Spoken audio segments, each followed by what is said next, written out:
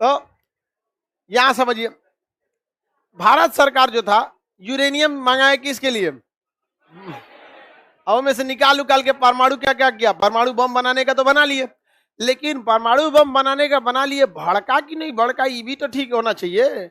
Smiling Buddha की तरह हुआ था 1974 में, कामे खत्म हो गया रहता।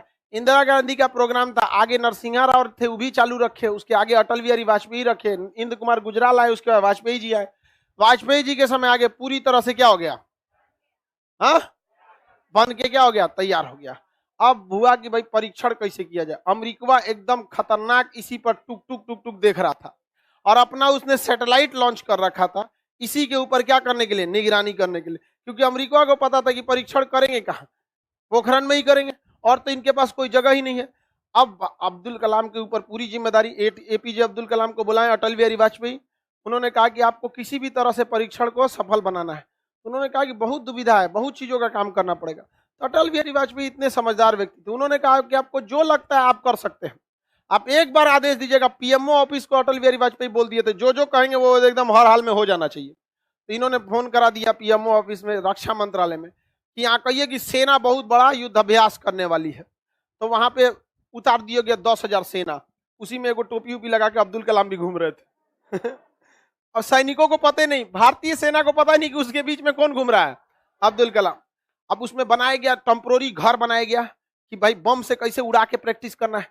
तो 2 गो 4 गो 10 गो ऐसे घर बनाया, नहर बनाया, नकली नदी बनाया, कुआं बनाया। अब दुनिया को दिखाया जा रहा है कि भारत का सबसे बड़ा युद्ध अभ्यास, इन पाकिस्तानियों को छोड़ेंगे नहीं, हम बर्बाद कर देंगे आप। अब लोगों को लग गया पाकिस्तान इंडिया पाकिस्तान, अब बात तो कुछ और था। इसी आधार पर भी हम भी बोले थे, आपको पिछले एक वीडियो में देखे होंगे, कि यूक्रेन मुद्दा में पढ़ने से अच्छा है किसको मार दीजिए, एगो कहीं ना कहीं हमला कर दीजिए। 1 हफ्ता बाद मार दिया गया ब्रह्मोस समझ में गया कि नहीं आ गया, गलती से चल गया था। ये दिमाग किसका था, अब्दुल कलाम का।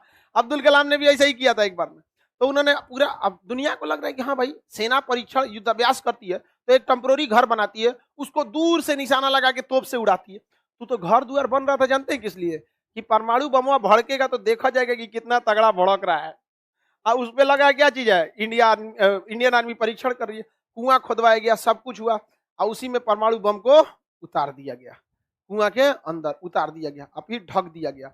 और उसको बालू से, पानी निकलेगा नहीं पोखरण में, पानी का 400 फीट नीचे चल जाएंगे तो पानी ही नहीं है वहां पर, और उसमें डाल के बंद कर दिया गया। उसमें सेना को कहा गया कि अब युद्धाभ्यास खत्म हो गया, जाओ लोग। सेना लौट गई, 1 कदम ताल, 1 2 1 1 2 1, सेना लौट गई, सब कुछ उधर सही हो गया। अमेरिका सैटेलाइट से देख रहा था कि खजरा ये क्या कर रहा है यहाँ पर, एक ये है क्या क्या कर रहे हैं।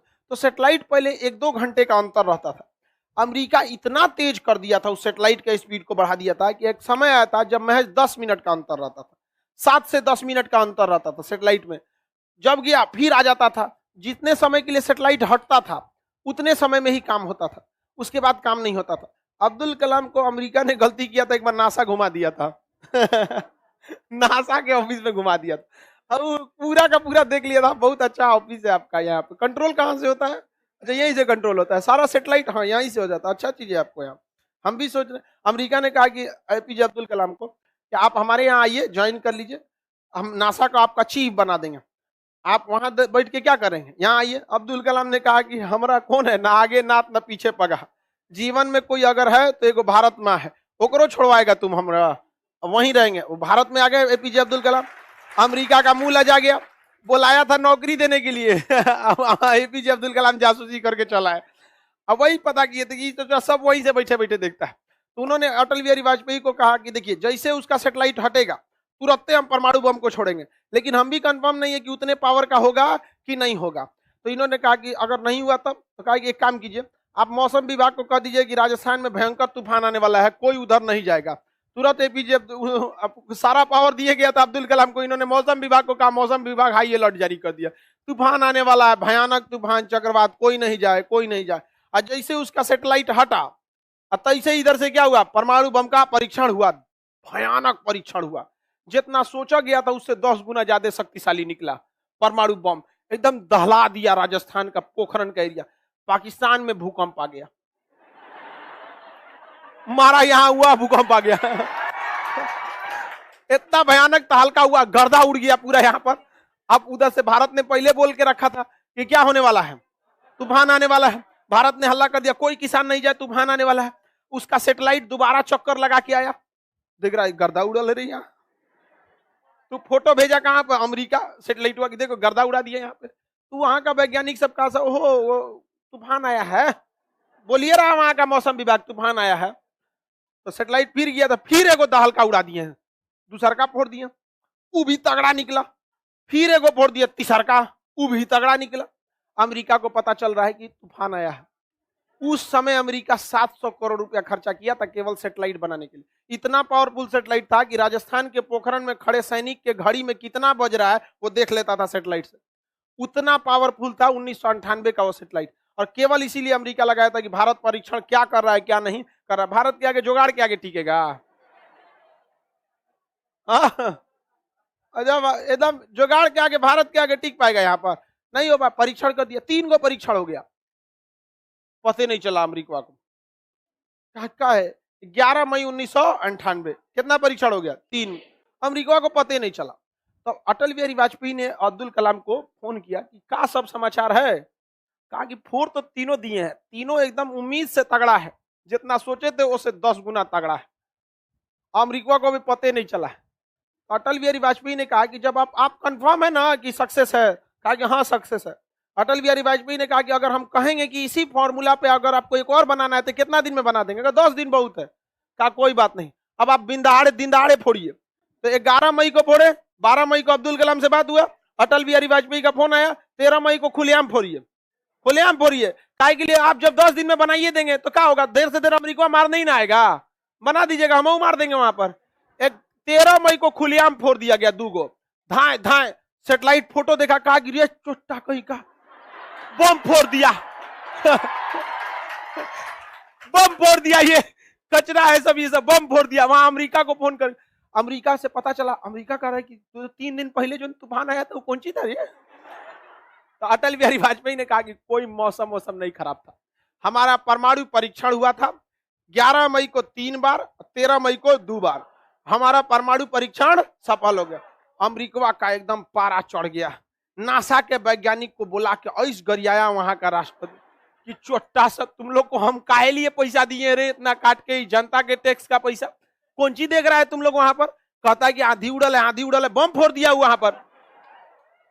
अब अमेरिका बौखला गया, अमेरिका ने खुलेआम धमकी दे दिया भारत को इसका खामियाजा भुगतना पड़ेगा। तो एपीजे अब्दुल कलाम अटल बिहारी को फोन किया, टेंशन मत लीजिए, हैं अभी हम 10 दिन दीजिएगा ना, यहाँ पे खामियाना भुगतना पड़ेगा। अब बताइए जब पता चल गया तो बनाने में कौन चीज आता है, बन जाएगा यहाँ पर। मारो तुम परमाणु बम, यहाँ पर कितना मार पाओगे। अरे तुम, हम तो डूबे सनम, तुम्हें भी ले डूबेंगे। एक चीज याद रखिए, अगर कोई आपके खोपड़िया पे बंदूक तान दिया ना तो आप उसके रहमो करम पे जिंदा रहेंगे, लेकिन आप वो तान दिए ना तो वो डरा जाएगा, यो मार देगा यहाँ पे, एकदम तान दे यहाँ पे। तो भारत ने क्या कर दिया, दोनों पे तान दिया। परमाणु बम हमारे पास हो गया, और जापान पे जो परमाणु बम गिराया गया था उससे लगभग 150 गुना ताकतवर हम लोग का अभी वर्तमान वाला है। 150 गुना ताकत, तनी मनी नहीं, 150 गुना मारेगा, देखा दहला देगा पूरा अमेरिका का। अमेरिका पगला गया। अमेरिका ने कहा कि अमेरिका कभी भी भारत को परमाणु संपन्न राष्ट्र की श्रेणी में मान्यता नहीं देगा। अटल बिहारी वाजपेयी ने कहा जो चीज हमारे पास है उसके लिए हमें किसी के प्रमाण की आवश्यकता नहीं है। अगर दुनिया को, अटल बिहारी वाजपेयी ने कहा था कि यदि दुनिया को यह भ्रम है कि हमारे पास परमाणु बम नहीं है तो आ जाना मैदान जंग में, तुम्हारा यह भ्रम भी दूर कर देंगे।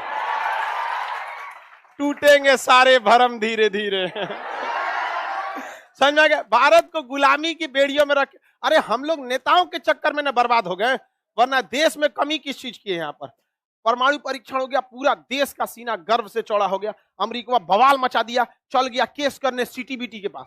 सीटीबीटी नियम है comprehensive test ban treaty, comprehensive test ban treaty CTBT. इसमें कहता है कोई भी देश परमाणु परीक्षण करेगा तो उस पर प्रतिबंध लगा दिया जाएगा। अब ये क्या कहा था कि आप हवा में परीक्षण नहीं कर सकते हैं, जमीन पे नहीं कर सकते हैं, पानी में नहीं कर सकते हैं। भारत ने कहा था हम तो जमीन के अंदर किए, इस पे लिखले नहीं था कि जमीन के अंदर भी बैन है, क्योंकि जमीन का अंदर का चीजें अलग होती है, उसे हम लोग अंडरग्राउंड सिस्टम कहा जाता है। समझ में आ गया कि नहीं। तो इसमें लिखा क्या था, आप हवा में नहीं कर सकते हैं, पानी में नहीं कर सकते हैं, जमीन पे नहीं कर सकते। एकरा लगा कि एकरे दिमाग है। हमारे यहाँ वकीलन का कमी है, एक से एक वकील है हमारे यहाँ, समझ में आ गया कि नहीं आएगा। एक भारत नेहरू जी जब पढ़ रहे थे ना इंग्लैंड वगैरह में, तो वहां पे नियम था ना कि आप मतलब फ्लैट, जमीन कम है तो फ्लैट बिकता है, तो आप जमीन खरीद लीजिए, उसके ऊपर बना लीजिएगा। तो जमीन खरीद के कहा कि 11 फीट का हम घर बनाएंगे, और 10 फीट का बनाए, और रजिस्ट्री कितना कराए थे 11। ऊपर वाला आया बनवाने के लिए तो कहा कि रे छोटा कहीं छोड़ के बनइयो, हमारे 11 फीट ले हमरे है। हो गया, हालतें खराब हो गया। हमरे यहाँ के वकील सबसे मिलेगा। अरे बाप, एक से एक वकील होता है। हमारे देश में वकील इतना पढ़ लिया है सबकी समस्या हो गया है। वकील इतना पढ़ लिया है सबकी समस्या हो गया, हर कानून जानने लगा है, तो जज को हिला देता है सब, ऐसा ऐसा वकील हो गया है सब। तो खतरनाक था। अब अमेरिका का वो मुंह लजा गया, तो हम लोग कहाँ परीक्षण किए, सजा दीजिए ना, हम जमीन पे किए हैं, ना हवा में किए हैं, ना पानी में किए, यही ना मना था, हम अंदर में किए हैं। अब यहाँ पे भी नहीं हो सकता। अमेरिका एकदम बौखला गया, एकदम पगला गया, अमेरिका का बर्बाद कर देंगे, तुम्हारे ऊपर प्रतिबंध लगा देंगे। भारत के ऊपर प्रतिबंध लगा दिया। हम न किसी से खरीद सकते थे सामान, न बेच सकते थे। भारत की अर्थव्यवस्था चरमराने लगी थी, एकदम भयानक। तले हमरा देखा देखी पाकिस्तान वो एक हफ्ता बाद फोड़ दिया, वो चोटा बना के रखा था, वो डरे नहीं बोल रहा था कि होगा अमेरिका बड़ी मार मारता। उसको तो अमेरिका चबा जाता, और जैसे भारत फोड़ा रहता, एक हफ्ता बाद वो फोड़ दिया। अब अमेरिका और घुसिया गया, रे छोटा कहीं का तुम क्या फोड़ा। तो पाकिस्तान कहा कि हमरा कौन जी बोलता है, भारत को बोलो जो सजा उसको दोगे हमें भी मंजूर है। पाकिस्तान को पता था भारत कहीं ना कहीं से अपना तो जुगाड़ निकालिए ले गए हम, तो जो उसको सजा देना वही हमको देना। विश्व कम्युनिटी पे भी तो यही होगा ना, जब दोनों ने सेम अपराध किया तो सजा दोनों को दीजिए, तो दोनों के ऊपर आर्थिक प्रतिबंध लग गया। अब भारत की अर्थव्यवस्था चरमरा गई, पाकिस्तान की भी अर्थव्यवस्था चरमरा गई। लेकिन भारत के 55 से 60 लाख लोग विदेशों में काम करते हैं, ना भारत का ऑक्सीजन लेते हैं, ना भारत का खाना पीना खाते हैं, ना भारत की जमीन पे रहते हैं, लेकिन वो पैसा कमा के पूरा का पूरा भारत को भेज देते हैं, जिससे भारत की अर्थव्यवस्था चलती है। और यह देश उन्हें वोट डालने का अधिकार नहीं देता है। सोचिए कितना शर्म की बात है। कभी सोचे 1998 में हमारे देश की अर्थव्यवस्था जिन्होंने बचाया था वो वोट नहीं डाल पाते, उनको अधिकार है। हम लोग इस देश का खाते हैं, बचता है तो देश को देते हैं। वो लोग कहीं ना कहीं बहुत बड़ी देश की सेवा कर रहे हैं और उसको इग्नोर किया जा रहा है।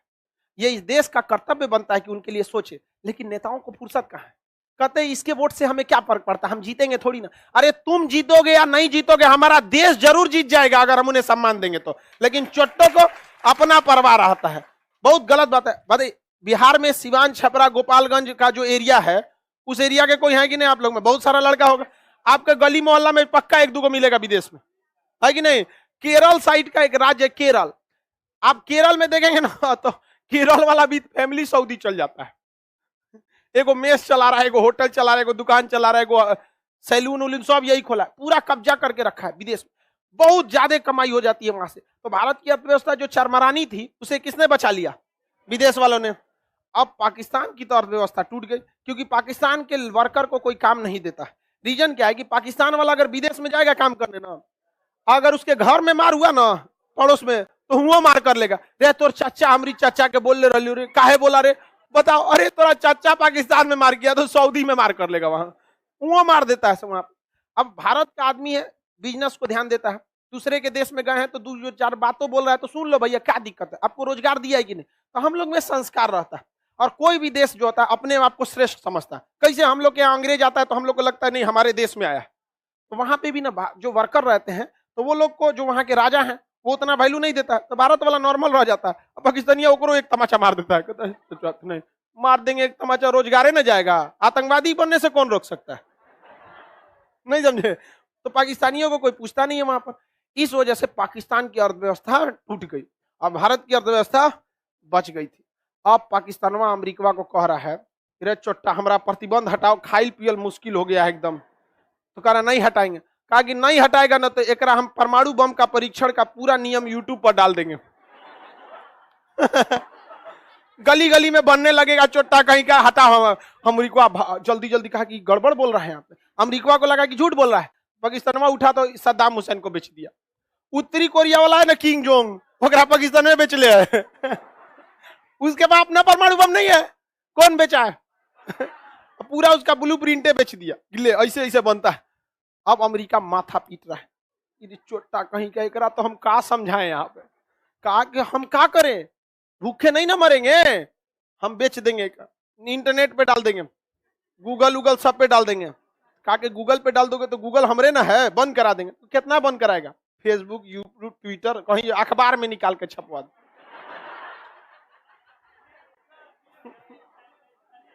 न्यूज में डाल देगा। अमेरिका पागल हो गया।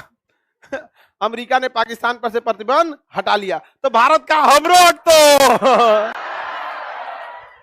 नहीं, एक बार भारत के ऊपर खेल गया कौन? पाकिस्तान। तो अब की बार पाकिस्तान पे कौन खेल गया? भारत। समझा गया कि नहीं? हट गया पाकिस्तान वाला, भारत वाला भी हट गया। परमाणु बम, आज हमारे पास क्या है? परमाणु बम। और ये बहुत जरूरी था परमाणु बम। क्यों जरूरी था समझिए। 1962 में जब चाइना ने हमला किया था, तो इस चोट्टे हरामी ने क्या कहा था कि हम 50 साल बाद फिर हमला करने आएंगे। पता ये 50 साल कब हो रहा था? 2012 का था, 50 साल बाद फिर हमला करने आएंगे। तो जरूरी था कि परमाणु बम का रह जाना। तो उस 50 साल होने से पहले ही भारत के पास क्या हो गया? परमाणु बम आया 2012 में। अभी तक नहीं आएगा, और अब आएगा भी नहीं। यहाँ पर अब नहीं आएगा। आएगा तो इतना विश्वास है हमारा विद्यार्थी भी लड़ेगा। नहीं समझ आएगा, बाढ़ में जाए ऐसा जिंदगी जो देश के काम नहीं है। एक बार चला जाएगा वहीं मार के, सोचो को गोली खत्म होगा ना तो 3 रुपया वाला कॉलम से कोच के मार देगा। समझ में गया? हमें सियाही नहीं पड़ता, खोड़े कोच दो आर पार हो जाए।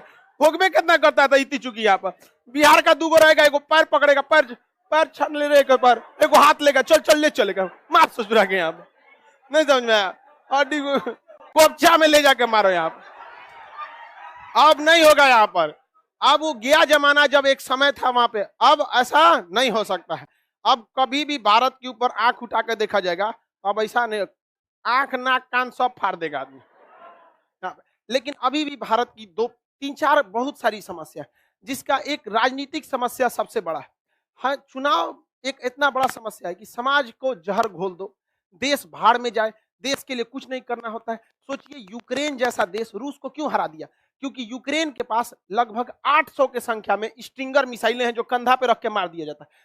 रूस की वायुसेना का सरदर्द बना हुआ है, और अपनी भारतीय थल सेना पिछले 15 साल से स्टिंगर मिसाइल मांग रही है, तो भारत सरकार ने उसको 40 गो दिया है। सोच सकते हैं इतना बड़ा देश में कितना दिया? अभी 40, 10 साल से मांग रहा था, 40 को दिया है। आपको बहुत सारी चीजें नहीं बताई जाती, और हम लोग के पास बहुत सारी जानकारियां होती हैं। इस जानकारी के होने के बावजूद हम लोग नहीं बताते हैं कि मनोबल टूटेगा। समझा गए? देश का मनोबल टूटेगा। अब वही न्यूज वालों को पता चल जाएगा तो अबे बता देगा। सबसे बड़ी खबर हमारे ऊपर देखिए, हमारे चैनल की सबसे प्रिय विषकन्या से सुनिए क्या दिक्कत है यहाँ पर। और विषकन्या सब बता देगी। हम लोग के पास बहुत सारी जानकारी होने के बावजूद वही बताता है इंसान जिससे देश का मनोबल न टूटे वहां पर। लेकिन ये गलत होता है, ऐसा नहीं होना चाहिए। पूरी दुनिया की सेना लड़ती है हथियारों से, भारतीय सेना लड़ती है अपनी बहादुरी से। हथियार के नाम पर दिए कौन चीज है यहाँ पर? 1970 का जहाज दिया गया है MiG 21। हम कहते हैं कोई 1970 का मोटरसाइकिल चला के दिखाए, नहीं चला पाएगा, चलेगा वो। लेकिन 1970 का जहाज उड़ा रही है हमारी वायुसेना MiG 21। उसको विडो मेकर कहा जाता है, विधवा बनाने वाला। जो पायलट जाता है उसकी पत्नी सोचती है अब तो गया हमारा पर। आज भी उड़ती है हमारे यहाँ पे। कितना अभिनंदन जी का जहाज गिरा, थोड़ी इंजन फेल हुआ था, क्या बोलेगा ये पाकिस्तान वाला सब? अभिनंदन जी में कमी थोड़ी था। दुनिया का सबसे ज्यादा युद्ध लड़ा हुआ जहाज था F-16 पाकिस्तान का, और इसको मार के गिराए थे किससे? MiG 21। दुनिया का सबसे एडवांस F-16, अब मार के गिराए किससे थे? दुनिया का सबसे पुराना MiG 21 से। जब टर्न मारे थे तो इंजन में बंद हो गया, इंजन बंद हो गया, मिसाइल हिट कर गई आके, वहीं गिर गए। आप समझा गया कि नहीं? आ गया?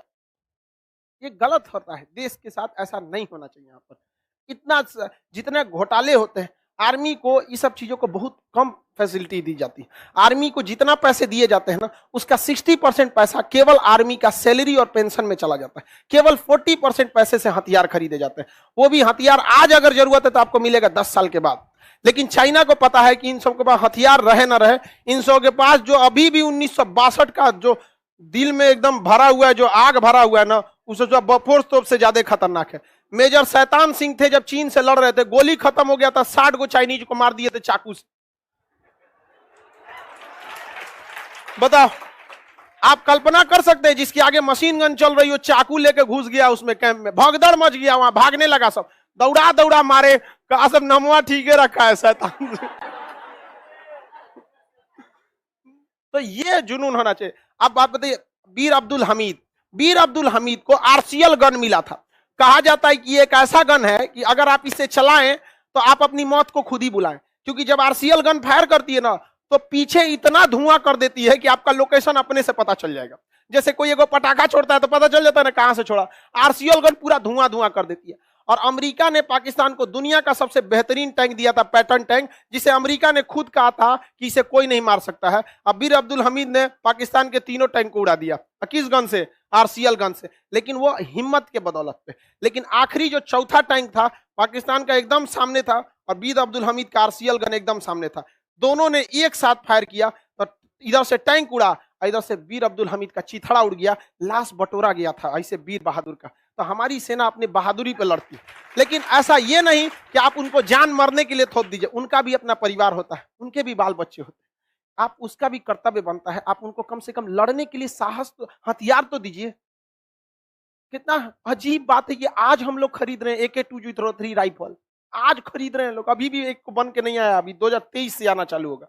ये सब उनको रहना चाहिए। और नियम भी आर्मी का ऐसा है, कुछ बोल नहीं सकते, बोलेंगे तो टर्मिनेट हो जाएंगे।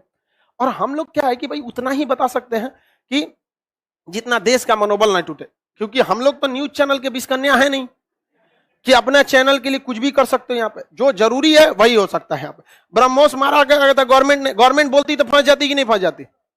और लेकिन भारत की सेना का मनोबल लगता है गलती से हो गया। हम कहते हैं सोचो, हम बताते हैं मेन रीजन क्या है। सुनिए, आप हमरा पे नियम लगेगा, पाकिस्तानी हमरा बोलेगा, उन सबको तो अपने भड़कल लाता है हमरा पे, कहता है कैसा आदमी है यार ये। कुछ बोल देता है यार, गरियाते नहीं है लेकिन बाकी कूल काम कर देते। नहीं समझ आया? शुरुआत से ही हमको फौज में जाना था, नहीं जा पाए तो कहीं ना कहीं गुस्सा निकलेगा कि नहीं लेंगे। गए रहते तो अब तक तो पीओ के निपटा चुके रहते।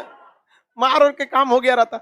लेकिन देश के प्रति हमेशा समर्पित रहना चाहिए। और आज काफी शर्म की बात है कि हमारे देश के IIT बड़े बड़े जगहों से निकलकर इंजीनियर अमेरिका, फ्रांस, जर्मनी चले जाते हैं। आप पैसा बहुत कमा लीजिएगा, एक बार देश के लिए भी सोचिए। और ये देश के नेताओं के लिए भी कहते हैं, एक विधायक और नेता के पीछे 4-5 गो बॉडीगार्ड मिलता है, और एक बेचारा वैज्ञानिक अपना सब्जी खुद खरीदता है। मनोबल गिर जाता है वहां पर। उनसे सुनकर छीन के दे देना चाहिए किसको? वैज्ञानिक सब। जब जाएगा सड़क पे दिखेगा, अरे भाई कोई कौन जा रहा है, इसरो का साइंटिस्ट है, बढ़िया बत्ती वाला गाड़ी लगा रहेगा सड़क, तब लगेगा कि नहीं हाँ देश के लिए कर रहा है तो देश भी इनके लिए कर रहा है। म्यूचुअल रिलेशन होना चाहिए। सब अमेरिका छोड़ आ जाएगा सब वहां पे, कहेगा से क्या फायदा हुआ रह के, जोमेटो पे बर्गर खाने से अच्छा यहाँ घूमो ना अपने गली में एकदम बढ़िया से। यहाँ पर तो व्यवस्था भी रहना चाहिए बेहतरीन ढंग से यहाँ पर। इस वजह से, वरना हमारे पास किसी चीज की कमी है, सुनीता विलियम से लेके जितना भी है भारत की ओरिजिन के रहते हैं यहाँ पर, तो ये सब का भी जरूरत है। शिक्षा को कभी इन लोगों ने बढ़ाया नहीं, और आज भी देखिएगा सरकारी शिक्षा के बदौलत गड़बड़ हो जाएगा। क्या करिएगा, बिहार में सरकारी शिक्षकों की बात बताए, उनको 1 रैंक 1 पेंशन नहीं मिलता। समान काम का समान वेतन मिलना चाहिए ना, तो उसमें टीचरों को 2 कैटेगरी कर दिया। गलत बात है कि नहीं यहाँ पर? अरे कम से कम टीचर पढ़ाई पे ध्यान देगा कि अपनी सैलरी पे ध्यान देगा? उसको सैलरी दीजिए, बढ़िया ट्रेनिंग दीजिए उसको। क्या चीज है, अब सैलरियों के लिए लड़ने के लिए दे दिया होगा, लाठी खाएगा, उसको लाठियों पीट देता है। नहीं समझ में आया? ये सब की भी बहुत सारी कमी है। खैर कोई बात नहीं, जितना है उतने में ही अपनी को आगे बढ़ता रहा। समझ में आ गया कि नहीं आप लोग को? कितना कितना देश के लिए किया गया है। आप इस देश का सबसे बड़ा खुशनसीबी थी जब राष्ट्रपति के पद पर APJ अब्दुल कलाम बैठे थे और प्रधानमंत्री के पद पर अटल बिहारी वाजपेयी बैठे। इन दोनों का कोई नहीं था। आप अगर ध्यान दीजिएगा, इन दोनों का देश के सिवा कोई नहीं था, और इन लोगों ने अपना सब कुछ देश को देके चले गए।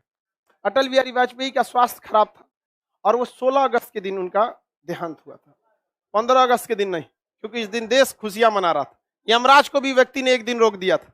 आज हमारा देश आजादी की खुशियां मना रहा है। आज अगर हमको लेके चले जाओगे तो रंग में भंग पड़ जाएगा। यमराज भी हो तो एक दिन इंतजार करके रखो आप।